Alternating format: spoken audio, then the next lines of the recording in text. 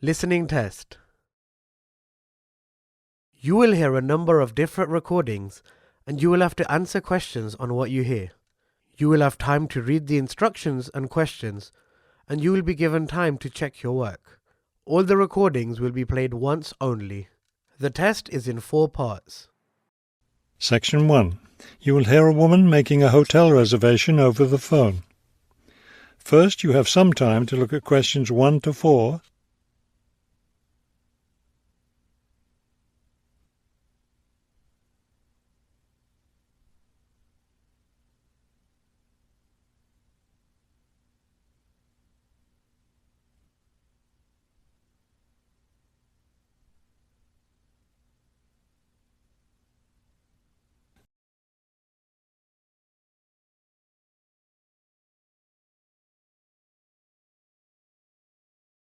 Now we shall begin. You should answer the questions as you listen, because you will not hear the recording a second time. Listen carefully and answer questions 1 to 4. Good afternoon, Grandview Hotel. Yes, hello. I'm planning to spend a few days in your city next week, and I'd like to, make a reservation. Of course. When did you want to stay here? Next week, Wednesday night and Thursday night. So that's February 13th and 14th. Yes, that's right. And how many guests will there be? Just me. So, do you have a room available? Yes, we do. I'll just need to take some of your information. May I have your name, please? Oh, right, yes. It's Roxanne Wilson. Wilson. Thank you, Miss Wilson. And may I have your credit card number? It's 233-618-9872.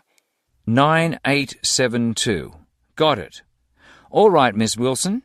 I have your reservation confirmed. Can I help you with anything else?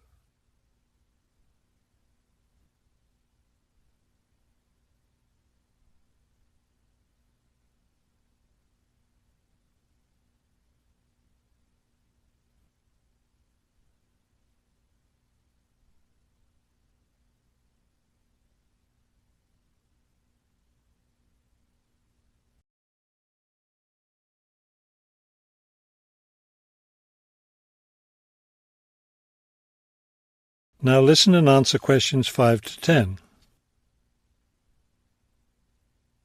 Well, yes, I was wondering, since I'll have a couple of free hours Friday morning before I leave, is there anything interesting to see close to the hotel? Do you like museums? The art museum's very close by. I love museums, but not art. Can't stand it. I've heard your city has a very interesting science museum, though. Yes, but unfortunately it's closed in the winter. Are you interested in shopping? Sure, I love shopping. Are there any good stores nearby? Yes, we have a large shopping mall just 2 bus stops away. You take the bus to Monument Square, and it's just half a block from there. Just look for the post office, and you'll see the mall entrance next to it. Fabulous. What about lunch? I hear your city has good restaurants. Yes, there's a nice restaurant very near. It's just across the street from the park.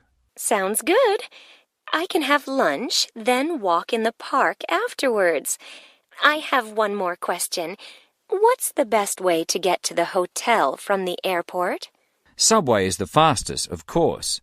There are buses, but they're quite slow. I'll be arriving quite late, after 10 p.m. I thought I might have to take a taxi.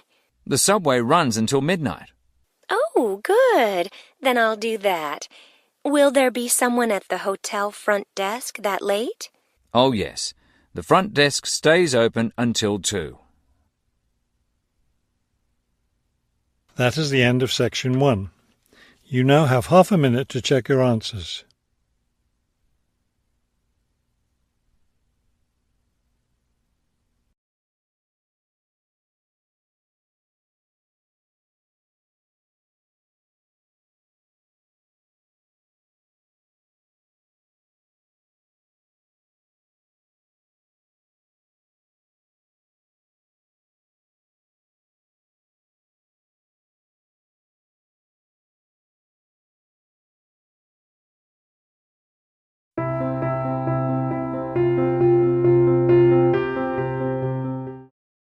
Section 2.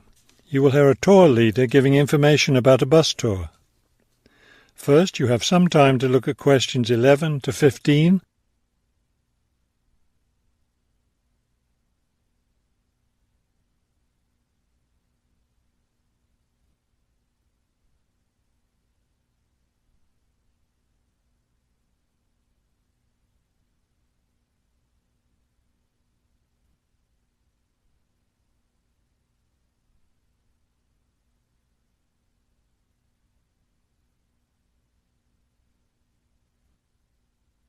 As you listen to the first part of the talk, answer questions 11 to 15. Thank you for choosing City Tours.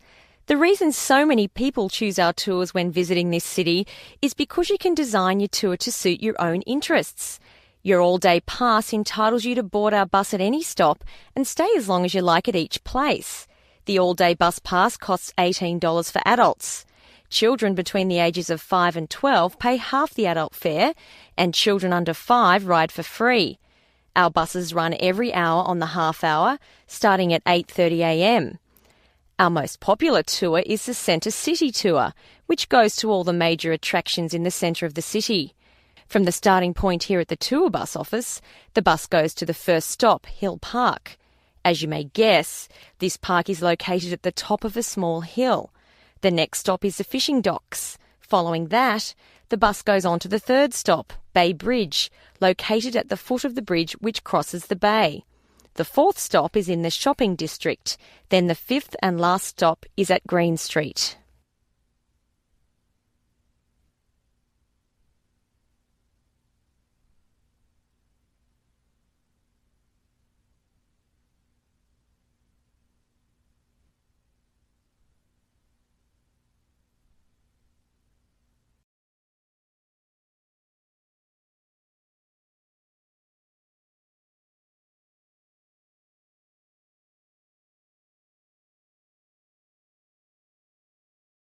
Now listen and answer questions 16 to 20.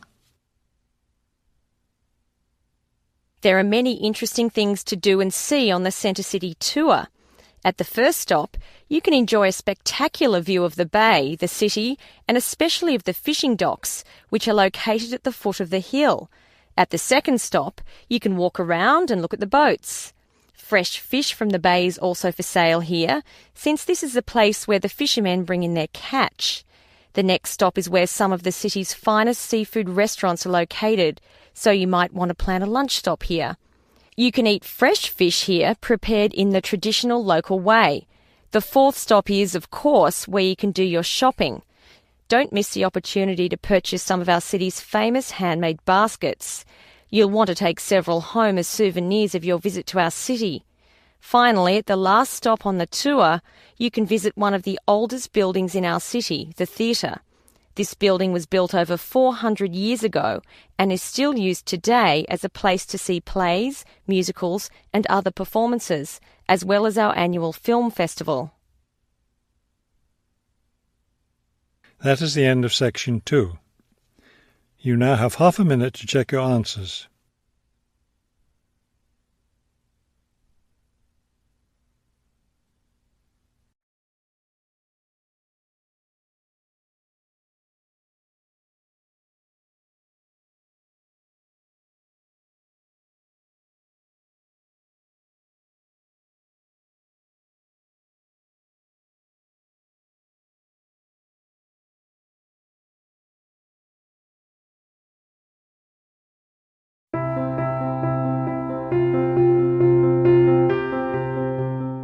Section 3.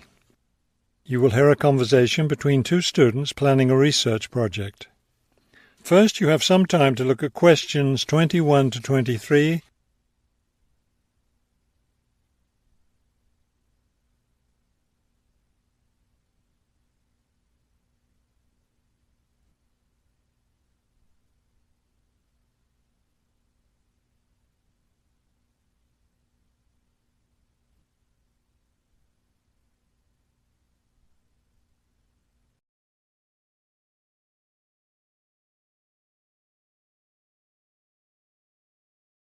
As you listen to the first part of the conversation, answer questions 21 to 23. We'd better start planning our research project because we don't have much time left before it's due. I know, only 3 more weeks. Is that all? I thought we had more time than that. Well, let's get to work then. Okay, so we agreed we're going to interview shoppers about their spending habits. Did we decide to conduct our interviews at the department store? We haven't decided anything definitely yet, but I think the shopping mall would be a better place. We'd get more of a variety of shoppers there. Yes, that's a good point. So let's do that. How many interviews did the professor say we had to complete? She said at least 30. That sounds like a lot, doesn't it? Yes, but if we divide it up between the 2 of us, that's just 15 each. That's not so bad.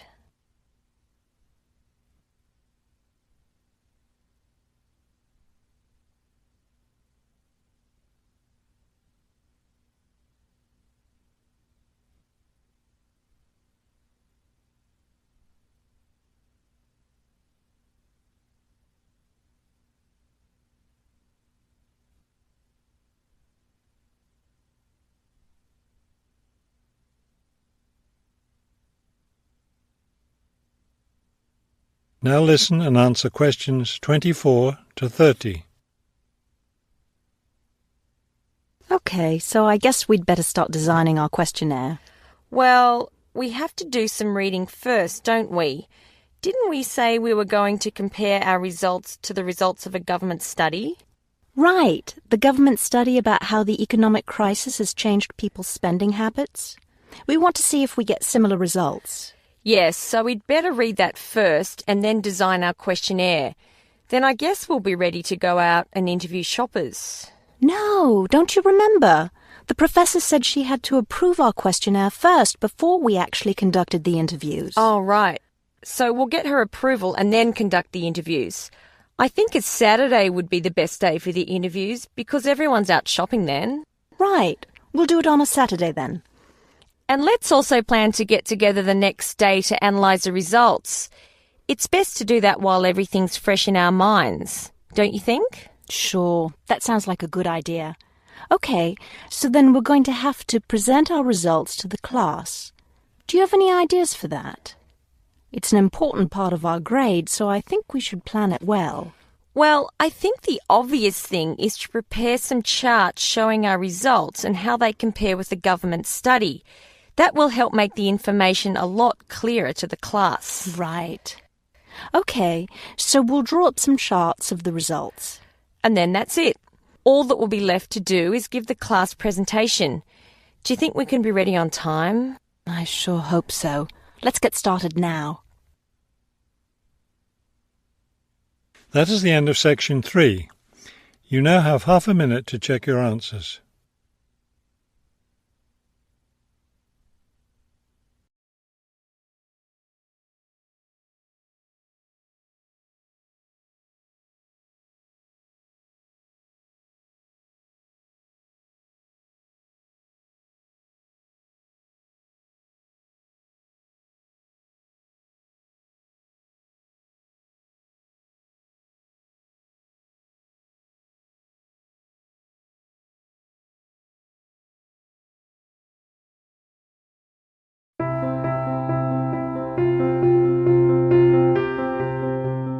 Section 4.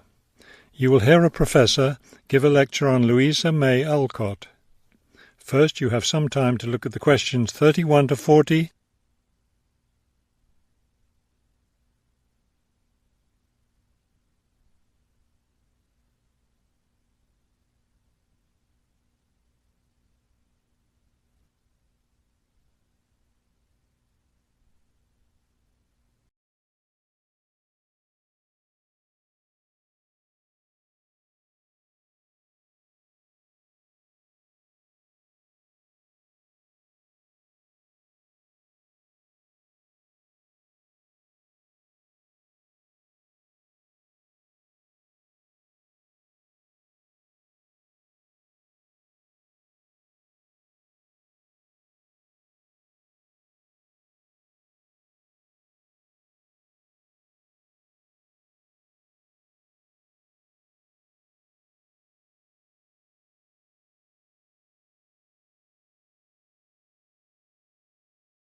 Now listen carefully and complete the timeline in questions 31 to 40.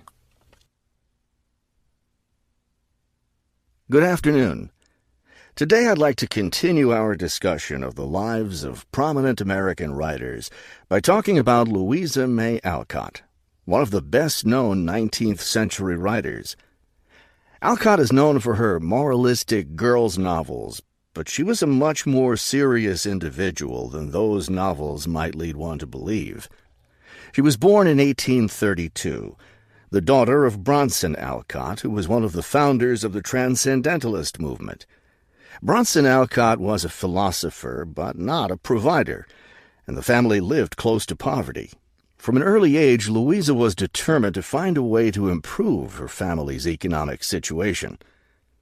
As a teenager, she worked to support her family by taking on a variety of low-paying jobs, including teacher, seamstress, and household servant. Alcott also started writing when she was young. She wrote her first novel when she was just 17 years old, although it wasn't published until many years after her death. It was called The Inheritance. In 1861, the Civil War broke out. Alcott worked as a volunteer, sewing uniforms and bandages for soldiers. The following year, she enlisted as an Army nurse. She spent the war years in Washington, nursing wounded soldiers at a military hospital. While working at the hospital, she wrote many letters to her family at home in Massachusetts. After the war, she turned the letters into a book, which was published under the title Hospital Sketches. She also wrote numerous romantic stories, which she sold to magazines. Around this same time, she was offered the opportunity to travel to Europe as the companion to an invalid. When she returned home from Europe in 1866, she found her family still in financial difficulty and in need of money, so she went back to writing. Her big break came in 1868, with the publication of her first novel for girls, Little Women. The novel achieved instant success, and the public wanted more. From then on, Alcott supported herself and her family by writing novels for girls. It wasn't the writing she had dreamed of doing, but it earned her a good income. Alcott took care of her family for the rest of her life. In 1878, her youngest sister May got married. A year later, May died after giving birth to a daughter. Louisa Alcott raised her sister's orphaned child. In 1882, Bronson Alcott suffered a stroke. Soon after that, Louisa Alcott set up a house for him, her niece, her sister Anna, and Anna's 2 sons in Boston. Her mother was no longer living by this time. Alcott was still writing novels for girls, including 2 sequels to Little Women, Little Men and Joe's Boys. The latter was published in 1886. Louisa Alcott had suffered poor health ever since she contracted typhoid fever while working as a war nurse. She died in March of 1888, at the age of 55. She was buried in Concord, Massachusetts. That is the end of section 4. You now have half a minute to check your answers.